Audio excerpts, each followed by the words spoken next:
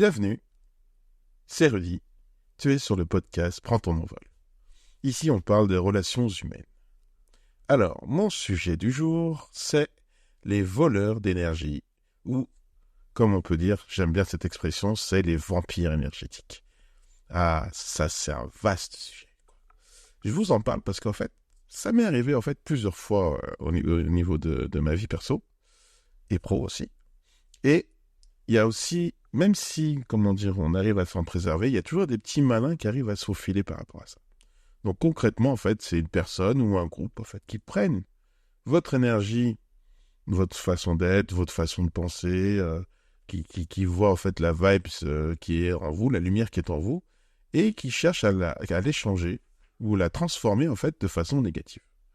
Je prends l'exemple, d'une maison. Vous avez une maison qui est belle, avec un petit jardin qui est tout autour, tout va bien, elle est jolie, votre jardin il est fleuri, tout est propre. Et bien le vampire énergétique, c'est comme un camion à ordures. Il va venir chez vous, il va déposer toute sa saleté dans votre jardin, puis après il va repartir comme si de rien n'était. Donc vous allez me dire, ok d'accord, ton exemple il a l'air simple, mais quoi ? Mais quand ça se passe dans la vie réelle et quand la personne, sans vous apercevoir, vous affecte, vous ne savez pas pourquoi, Donc, imaginons, vous aviez une conversation avec quelqu'un et vous étiez joyeux, et d'un seul coup, cette personne vous plombe avec 2-3 nouvelles qui sont pas très réjouissantes, mais je ne sais pas pourquoi, ça vous tend, ça vous met dans une situation alors que c'est pas vous qui la vivez, tu vois. Donc, je sais pas pourquoi. Vous avez quelque chose où vous vous sentez pas bien après. Et si vous vous rendez pas compte, à la fin, vous pouvez être contaminé.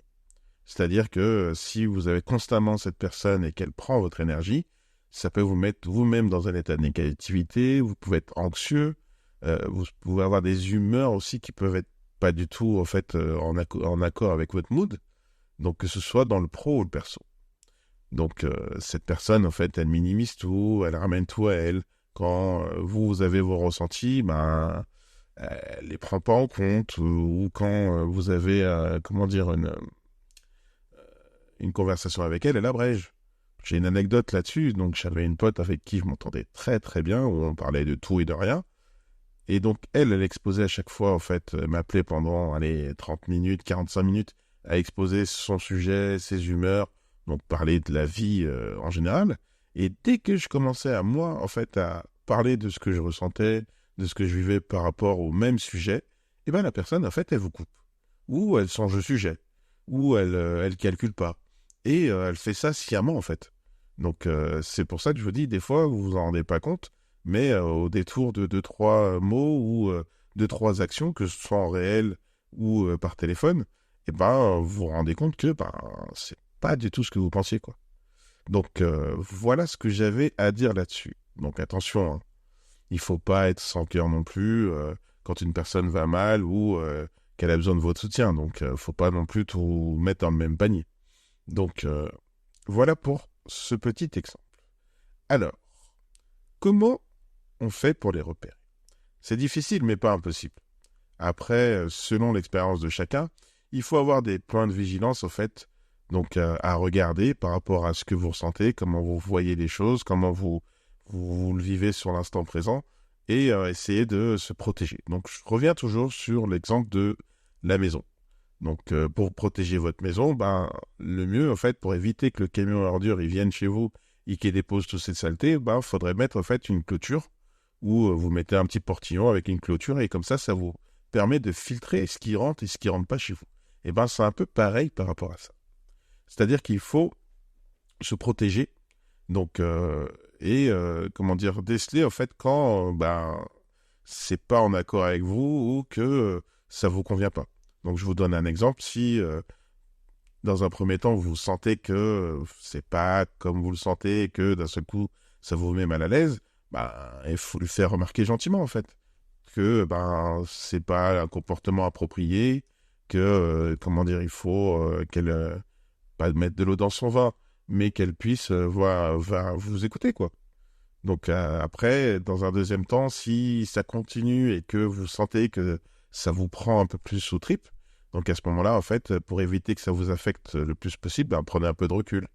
Donc, histoire de casser en fait cette spirale négative et de souffler. Donc, voilà. Donc, si au niveau de tout ça, ça ne fonctionne pas et que vous n'arrivez pas du tout en fait à vous dépêtrer du voleur d'énergie, la solution ultime en fait, c'est de mettre fin à la relation. Donc, il y a un moment en fait où, si vous en pouvez plus, il faut le dire. Il faut le dire. Donc, moi, ça me convient pas. On parle de tes problèmes mais pas des miens, alors que tu es censé être mon ami ou une personne de confiance. Et il faut mettre fin à, comment dire, à la relation. Moi, je dis toujours, quand le respect n'est plus sur la table, il faut s'en aller.